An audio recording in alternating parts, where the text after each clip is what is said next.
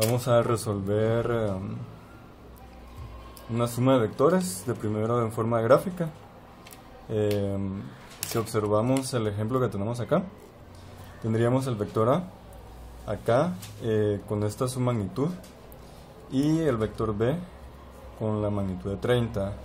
En algunos libros aparece el nombre del vector, como lo tengo acá representado, pero profundizando un poco más en el conocimiento, eso es incorrecto. Lo correcto es de que acá aparezca este símbolo, que es lo que indicaría que es un vector. Entonces, de esta forma estamos diciendo que tenemos el vector A de 20 metros y el vector B de 30 metros con este ángulo de abertura.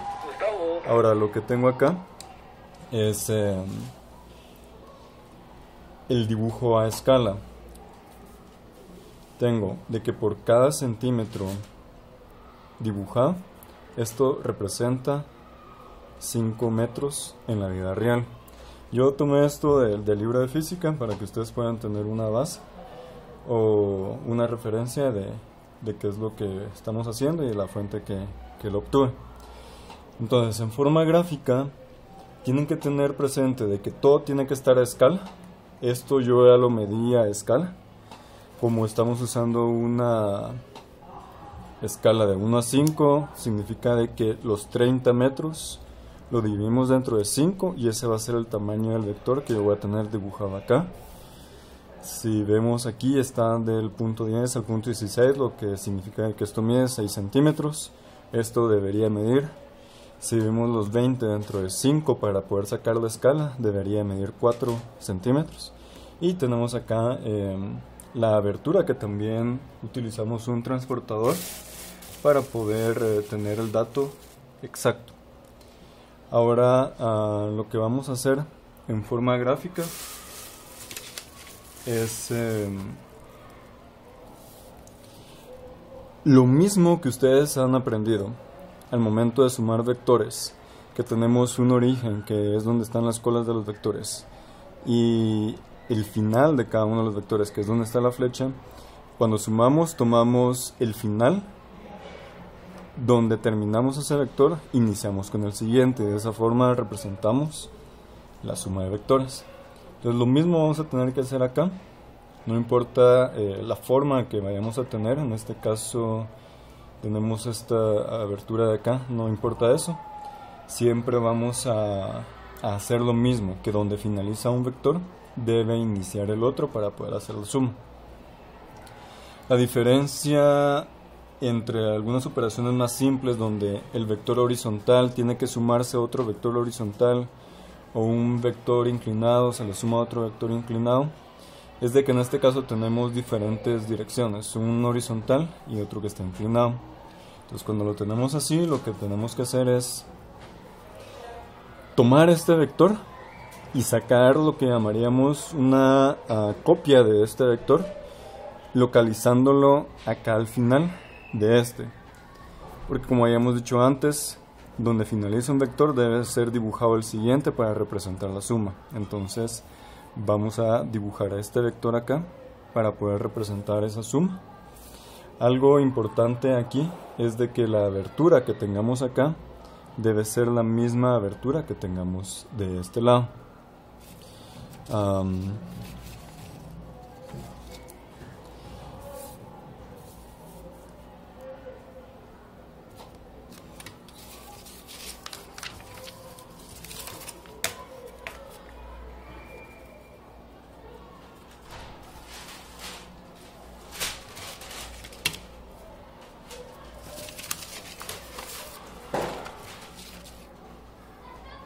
Bueno, entonces ustedes lo que tendrían que hacer es colocar su transportador. Cuando ustedes miden un ángulo, lo colocan en un punto de referencia, que comúnmente es el punto 0. Para este ejemplo, el punto 0 está acá.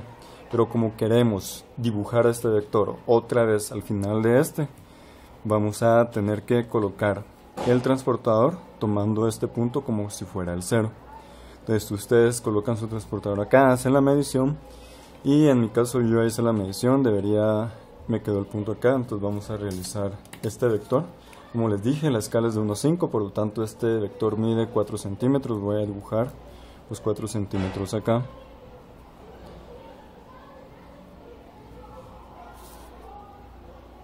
Entonces lo que tengo acá es una copia del vector A. De esta forma estamos representando que al vector B yo le he sumado el vector A. Pero esto debe ser representado también con el vector A, sumarle el vector B. Entonces significa de que este vector va a ser copiado exactamente acá. Recuérdense que donde finaliza un vector, en este caso finalizó acá, debe ser dibujado el siguiente, entonces lo vamos a tener acá. En este habíamos dicho que medía 6 centímetros. Entonces tenemos acá la medida de 6 centímetros. Ya tengo la copia del vector B. Si observan, nos quedó una figura geométrica. Este método se le llama el método de polígono, porque después de haber hecho las réplicas de los vectores, lo que nos queda como resultado es un polígono. Ahora, para saber dónde va a estar el vector resultante, que es lo que andamos buscando, este va a estar donde finalizan los dos vectores que estamos sumando. Entonces, yo agregué este vector y yo agregué este vector. Si se dan cuenta, el vector A finalizó acá y el vector B finalizó acá. Entonces, el vector resultante va a estar donde finalizaron los dos vectores y el origen. Entonces, esto de acá representa mi vector resultante. Gráficamente, como les dije, todo tiene que estar a escala. Para sacar entonces los resultados, lo que necesitamos es del vector resultante saber el tamaño que tiene. Yo por medio de estas barras represento el tamaño que tiene. Necesito saber eso. Quiero saber el ángulo que tiene. Entonces a través de esta letra Y vamos a representar el ángulo que tiene. Entonces vamos a hacer una medición. Todo esto debe estar bien dibujado para que funcione, si no los datos van a ser muy inexactos. En sí el método es bastante inexacto. Entonces, si observan acá tenemos una medida de 5 centímetros. Ahora, eso está en centímetros, pero recuérdense la escala, que está de 1 a 5. Cada centímetro representa 5 metros. Entonces, si tenemos 5 centímetros de longitud por los 5 metros que representa la escala, en realidad el tamaño de nuestro vector resultante es de 25 metros. Y el ángulo, vamos a utilizar un transportador para hacer la medida del ángulo. Yo ya lo había obtenido y aproximadamente el ángulo es de 40 grados. Esto ustedes lo tendrían que hacer con un transportador para poder obtener la medida del ángulo. Ahora, tienen que tener presente, este es su origen. Entonces, a partir de acá, tienen que medir la abertura que hay hasta acá. Y esta abertura, desde el origen hasta el vector resultante, va a ser su respuesta que tendrían acá, que para mi caso, yo ya lo había medido antes, era de 40 grados. Ahora, como les dije, este método es bastante inexacto, pero es una aproximación a la realidad.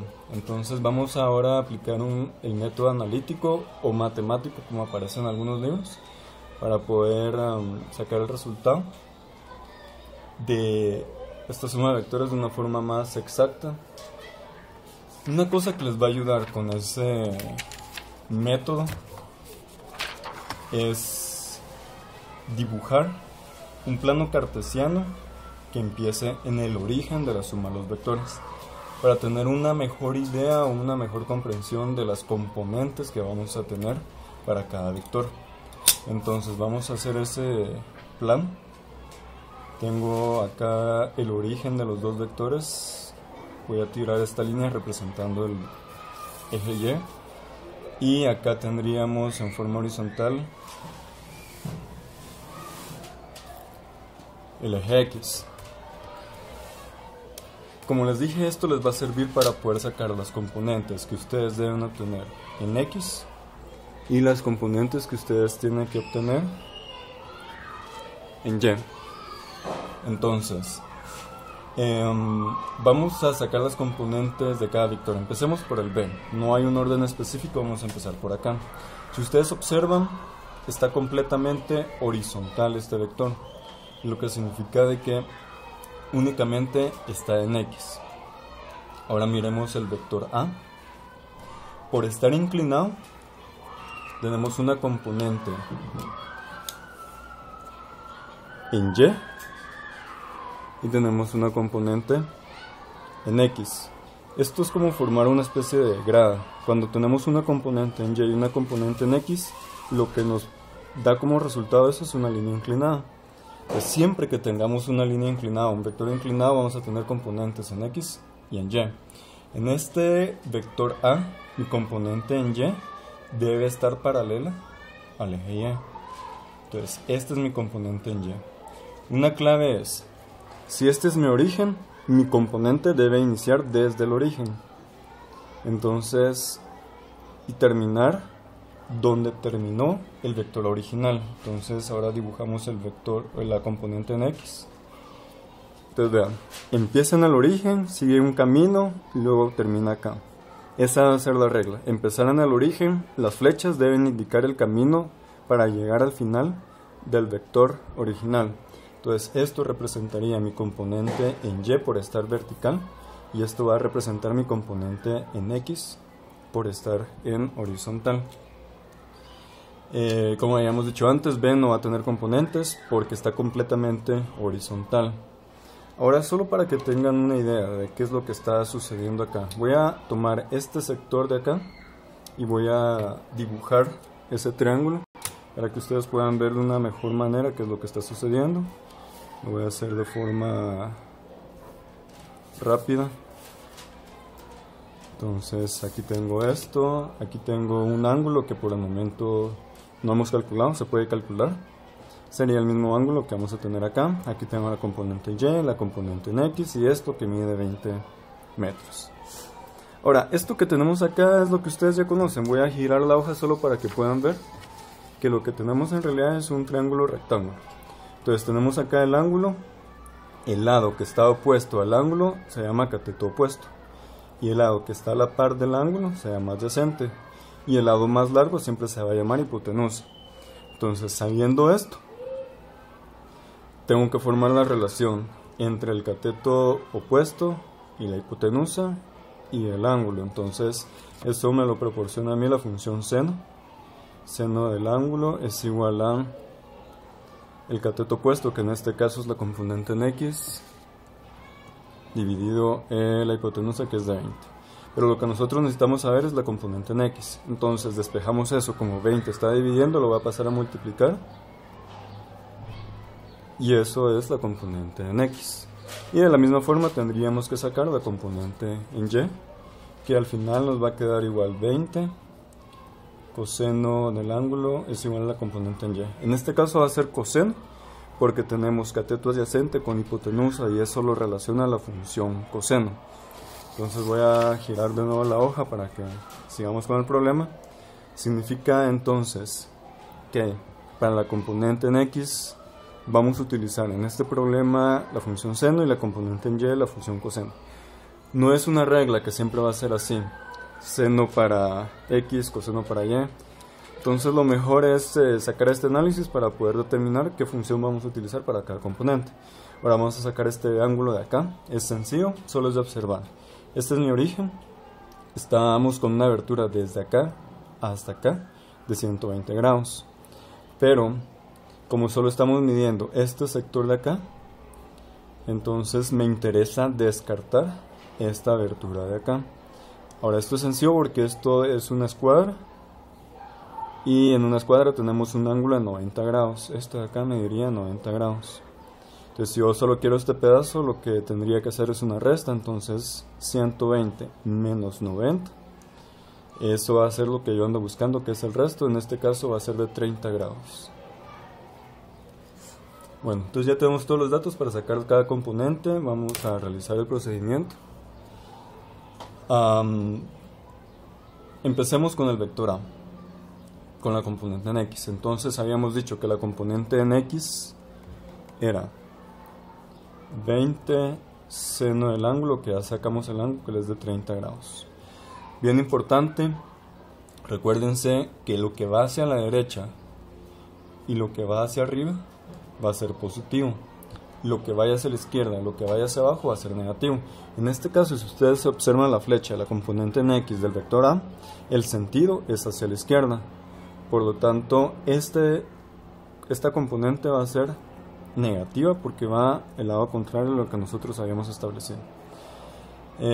Ahora vamos a sacar la componente en Y del mismo vector. Entonces ya habíamos sacado de que era 20 coseno del ángulo, que es el mismo de 30 grados.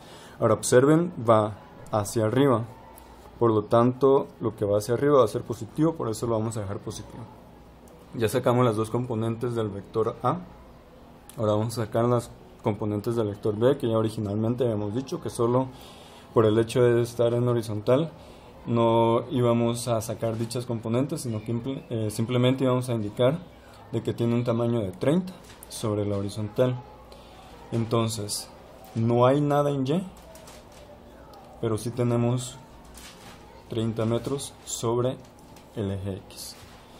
Ahora simplemente lo que tenemos que hacer es calcular estos datos en una calculadora.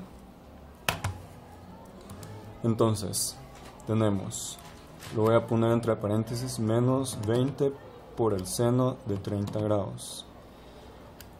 Ahora el 30, como va hacia la derecha, va a ser positivo, entonces más 30. Algo bien importante, la calculadora tiene que estar en D. Si no está en D, sus cálculos no van a ser los correctos.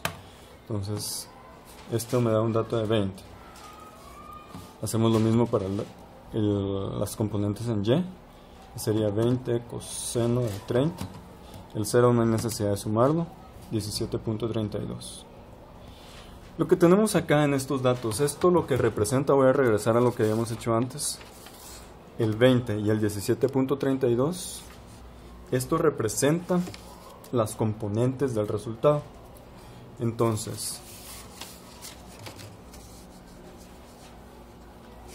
en X tenemos que vale 20. Significa de que en X, si yo sacara eso, acá, la componente en X mediría 20. Y acá dice 17.32, significa que la componente en Y, que sería esta, mediría 17.32. O sea, lo que hemos sacado a través de este método analítico, estos dos resultados representan estas dos componentes que forman el vector resultante. Así se vería si graficáramos esos resultados.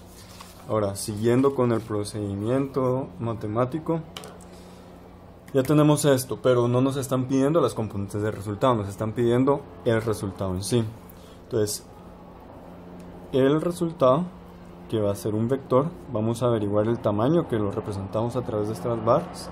Recuérdense, cuando hablamos del tamaño, antes nos había salido 25, estamos hablando de qué tan largo va a ser.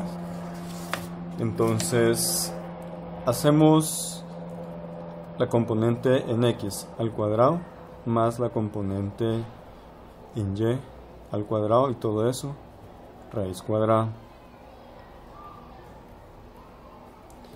Calculan ustedes los datos en la calculadora.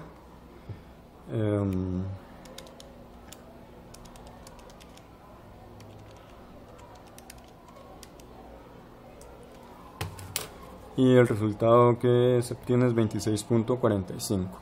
Como el problema originalmente está en metros, el tamaño del resultado es 26.45 metros. Entonces ya hemos hallado una de las respuestas que andamos buscando. Ahora necesitamos también averiguar el ángulo. Entonces, para el ángulo simplemente aplican la función tangente inversa, que es lo que, eso ya lo tienen programado en la calculadora, de la componente en Y dividido la componente en X. Esto tiene un origen, no es precisamente una fórmula, sino que tiene una explicación porque siempre se hace así, pero no es el objetivo en este momento. Entonces, en Y yo tengo 17.32 y en X tengo 20. Pues para calcularlo, lo primero que ustedes van a hacer es 17.32 dividido entre 20. Obtienen este número. Ustedes van a observar acá que tienen seno, coseno y tangente. Pero para sacar la tangente inversa presionan Shift, tangente, y les aparece ya en pantalla el -1 indicando que es tangente inversa. Igual. Y este resultado es el ángulo, que es de 40.89 grados. Entonces, repasemos. Un vector debe tener magnitud, dirección y sentido. Veamos, ya tenemos todo. Tenemos magnitud, que representa el tamaño, 26.45. Tenemos la dirección, que nos lo están dando el ángulo, que es qué tan inclinado está. Entonces tenemos 40 grados. Y el sentido lo sacamos en el método anterior, que es este. Recuerden que la flecha nos indica el sentido sería hacia acá. Ahora solo comparando. Gráficamente me salió que el tamaño era de 25 metros y que el ángulo era de 40 grados. Analíticamente me salió, o matemáticamente obtuvimos de que el ángulo es de 40.89 y el tamaño es 26.45. La diferencia surge porque siempre que hacemos este tipo de mediciones no somos tan exactos para hacerlas. Entonces ahí es donde se pierden datos y eso es lo que provoca que no sea igual al método matemático. Pero una clave para ustedes, para saber si lo tienen bueno, es que debe ser muy cercano el valor. Entonces el tamaño acá es 26.45, acá 25, o sea, es muy cercano. Esa debe ser la clave para ustedes, para saber si lo que hicieron estuvo bien. Entonces, si se dan cuenta, es un ejemplo sencillo. El procedimiento pareciera largo, pero no lo es. La ventaja de la suma de vectores es de que todos los vectores se van a hacer igual, no importa qué tan complejo se vea el sistema o qué tantos vectores vayamos a hacer. El procedimiento que hicimos acá siempre va a ser el mismo, que es de hallar componentes, hallar ángulos, sumar cada componente por separado, luego sacar la raíz cuadrada con los cuadrados, sacar ángulo y dependiendo si se los pidieran, ya hacer una representación gráfica del resultado. Y eso es todo.